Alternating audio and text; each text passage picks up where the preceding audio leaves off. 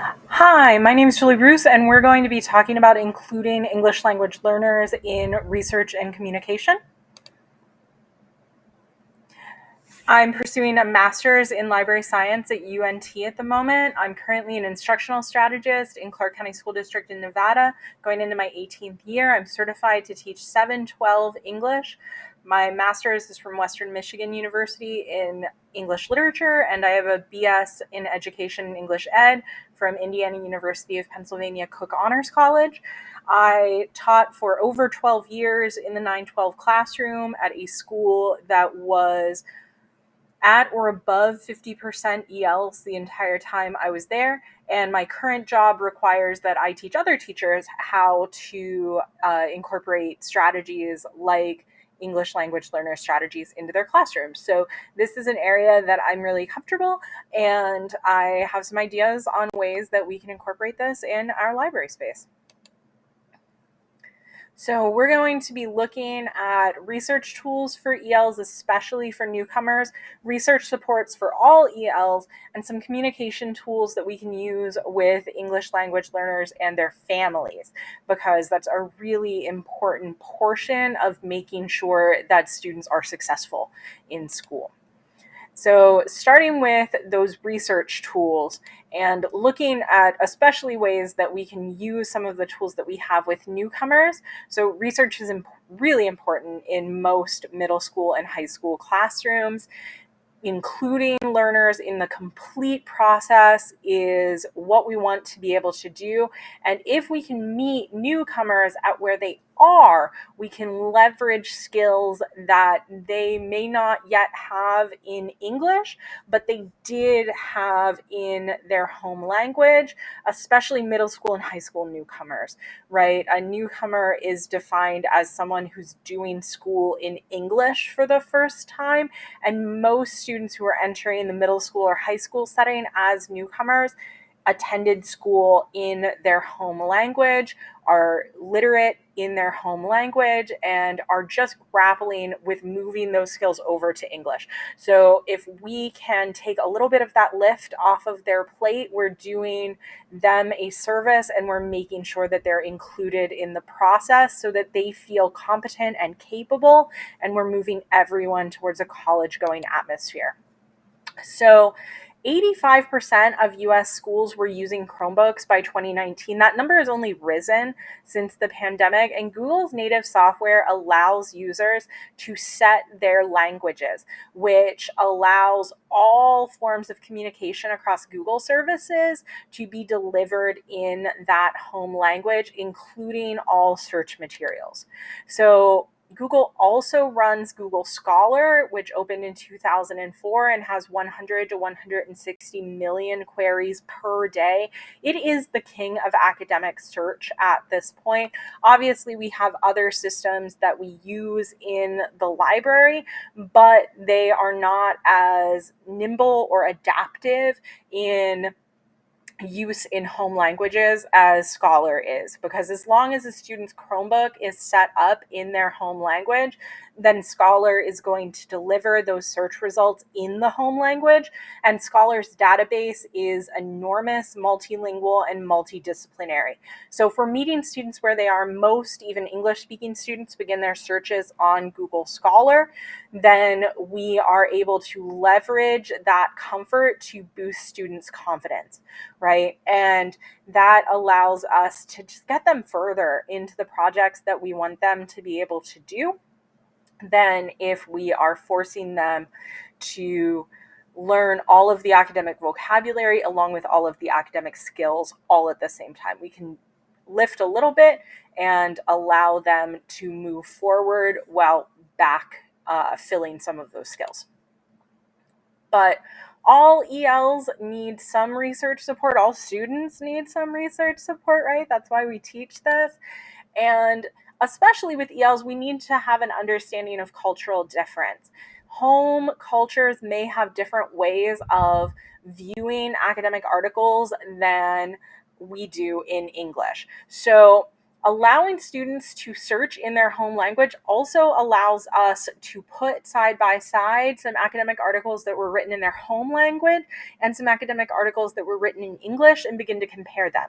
Home cultures that our students are living in may privilege things like not having a counter argument. That may be a foreign concept to some of our English language learners, right? Some cultures respect exaggeration as a rhetorical strategy, whereas most English classrooms would not want students to engage in large exaggeration as a portion of their papers. And many home cultures do not privilege questioning experts, or they engage in repetition more than academic papers do in English. So if we can see what some of those academic ways of being that students are bringing to our classrooms privilege, then we can help them to code switch into academic English. Because even if they're not used to reading articles in their own home language, those styles of argumentation are still present in their home communities. They are used to seeing arguments being made in certain ways. And so if we can see that that's not just the way their dad is, that is also the way that the academic canon is within their communities, we can help them to see that we value that as what it is within their community, but we have a different thing that we are asking for within academic English communities. And students code switching is something that we're teaching our non-English language learners too. Right? So all students can benefit from scaffolds, but especially English learner students, especially if they're coming from a culture where arguments would be made in different sorts of ways than they're made in academic English.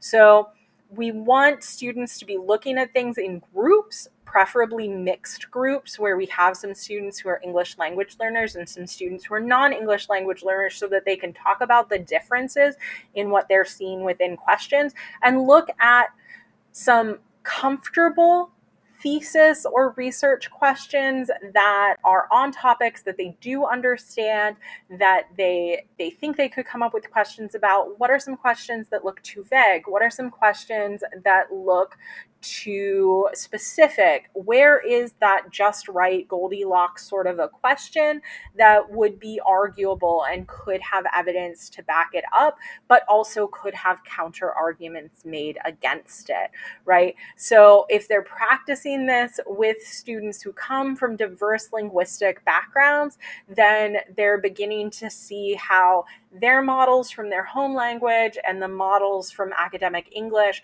work together, and where they might need to do some code switching. We also want to make sure that we're scaffolding that academic language into their research questions as well. All students benefit from some insights into how academic language works, because we don't normally speak the way that we do research, right? The queries that we put, especially into more specialized research engines, don't look the way that a Google query looks, right? So Google Scholar is going to be a little bit more comfortable for students because it allows for more natural language search, whereas a lot of academic searching requires figuring out what the keywords are to find good articles on that topic. So if students are going to be using more library database sorts of searches, then all students are going to benefit from doing some searching as a group and figuring out what makes these kinds of searches a little bit different than a more natural language search would look, and it enhances their skills before they begin working on their own solo research. So again, this strategy applies to English language learners. It also applies to non-English language learners, but it's going to be a special benefit if we are also looking at those cultural conditions that may make the way that students interact with research a little bit different. And moving on a little bit, these are hard skills, right? We want to be able to communicate with parents about what we're asking their students to do. And we also want to be able to communicate with parents so that they know that the library is a welcoming place that their student is spending time. So if we can leverage some technology to get involved with English language learner parents, everybody is going to be better off. As Juliana Earthaby, National Teacher of the Year a few years ago, State Teacher of the Year from here in Nevada, note, when family partnerships are in place, they're indispensable to a thriving community in a school. And as the Central Rivers Area Education Agency notes, when students feel that their parents are involved in the school as English learners, they often feel more connected to the school, they show stronger growth, and they have better attendance. And all of those are obviously things that we want for our students. So there are more hurdles to communicating with EL families sometimes, but the benefits of overcoming those hurdles are more than worthwhile. So, where can we start? First of all, we should be introducing the library and what services it offers to EL parents the same way that we are introducing the library to non-EL parents. But again, there is that language barrier potentially. So Earthaby suggests that we consider involving students in creating something that shows their parents what they value at school. So what is it about the library that is special to them? How do they interact with the library? And what are some opportunities that may exist in the library for their parents? They may be thinking about the library slightly differently than we're thinking about the library, and that could be very beneficial to us. That could also be a route for students to become involved in our library and feel more comfortable there. We also need to ask for access to translation services. We're going to talk a little bit more about what that looks from a technology angle in a couple of slides, but as Earthaby notes, parents have a legal right to receive all communication from the school in their home language if their students are covered by Title III. So we also need to be aware of how translation services work if we are involved in an IEP, if we are involved in a parent-teacher conference, and we know that that student is an English language learner, we should be asking if there is going to be a qualified translator at that parent meeting, because this should not be on the child. This should not be on another staff member in the building who might be, another teacher or a campus security monitor. The district should have translation services at some level. And as long as we ask as a school far enough in advance, those services should be there for the parent when we need them. Obviously, there are emergency situations, etc. But if something is important for that parent to understand, they should have translation services that are being provided to them. And we can be an advocate for that as well as other teachers can be. And we need to make sure that library programming is taking into account culturally important dates, right? First of all, if the library celebrates other important dates that are celebrated by the majority culture in the United States, then we should also be celebrating dates that are important to our students who are English language learners. If we have a large number of students at our school who are Thai, we should be figuring out what are some important holidays in Thailand, right? And we should be looking at that as something that is culturally specific to our English language learners, not just in the language group as a whole, right? The dates that are important to a student who is Cuban are slightly different than the dates that are important to a student who is Guatemalan. Obviously, we can't celebrate every single date, right? But if we know that the majority of Spanish-speaking heritage speakers at our school are Cuban, then those are the dates that we should be looking at, right?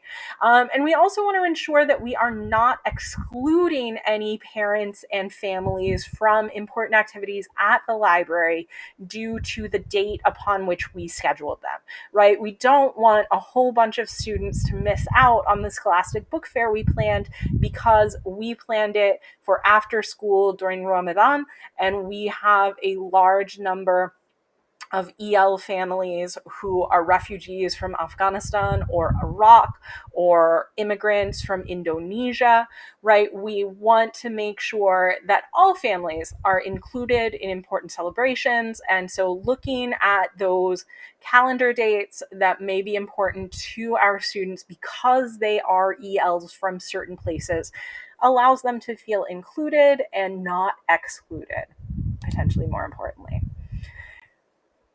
And how can we communicate that just generally at the school? So, if we know that we have a large number of parents who speak a particular language, having some signage that is available in both English and that language is going to make them feel more welcome. And if we have a significant portion of the school population that has a home language other than English, then we also probably want to set apart a portion of the library that has books that are available in that language, right?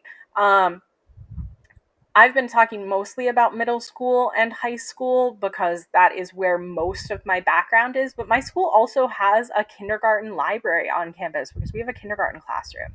So we don't have as many English language learner targeted books in our high school collection because most of our students are what would be considered long term ELs in our high school setting. But our kindergartners come from a variety of language backgrounds, but mostly Spanish in the kindergarten space. So we have a lot of Spanish library books in the kinder library because if their parents do not read and speak English commonly, and we want them to be reading to their students at home, which is the thing that we want for all kindergartners, right? Then we need to have some books that are going to allow mom and dad to also read to their child, right? And if we have something that we're teaching to students, we have that research unit that we're teaching, we commonly co-teach with the third grade teacher or the AP seminar teacher, then we want to be communicating that with home too. And if your school offers a language program for parents, a lot of schools, including mine, offer English classes for parents, consider offering your space for that, right? Make it a place that parents are going to feel welcome, that they see signage within their home language, and also consider attending some classes. See what you pick up about where folks are from and what kind of idiomatic expressions they use, right? And that also gives you an opportunity to meet parents and encourage them to volunteer. We don't use a lot of volunteers in the high school space, but if I were to open up a volunteer program in our kinder library, I would certainly want some heritage Spanish speakers to be a portion of that program so that students feel included and know that literacy takes place in many different ways, not just in reading books in English. And so, what are some technological applications that we can use with our ELs? So, there are a lot of programs out there, but the very first thing that you should be asking is for access to your school's communication solution.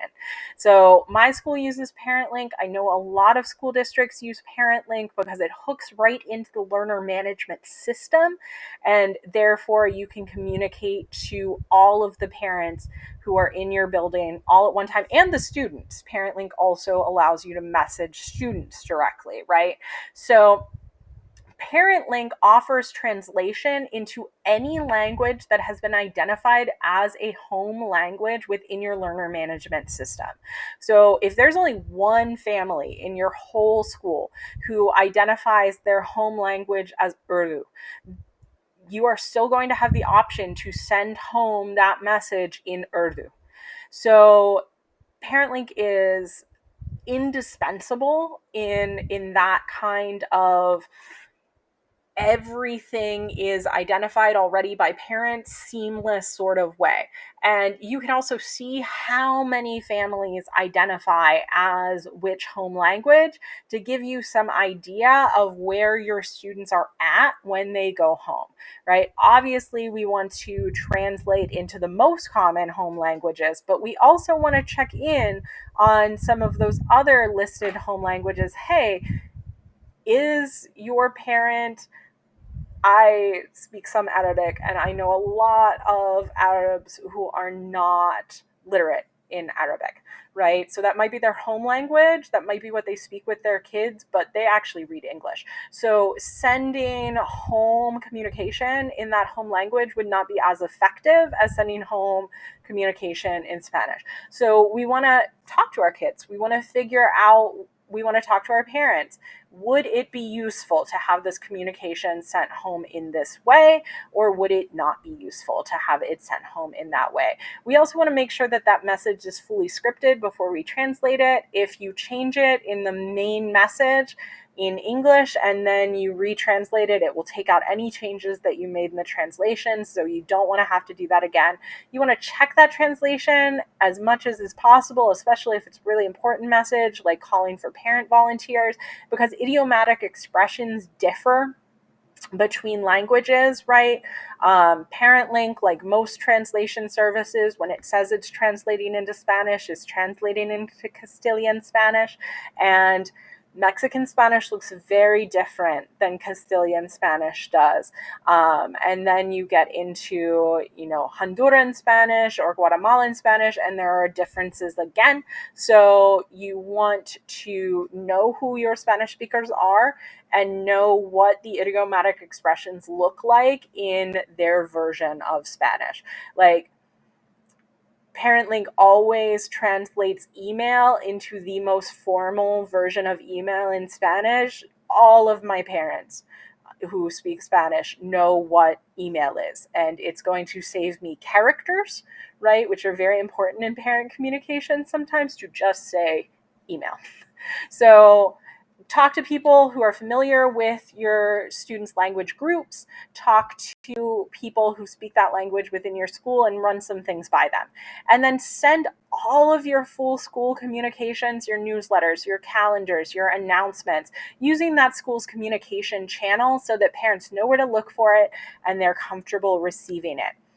But if for some reason your school does not have a translation service, they're not willing to let you into ParentLink, or you're just communicating one-on-one with a lot of parents very frequently, for which ParentLink is not designed, then you want to also get an account at Talking Points. It's free for teachers, and it is more like Remind. So this is going to be very much text-based, right? And parents can receive it as a text message instead of downloading the application.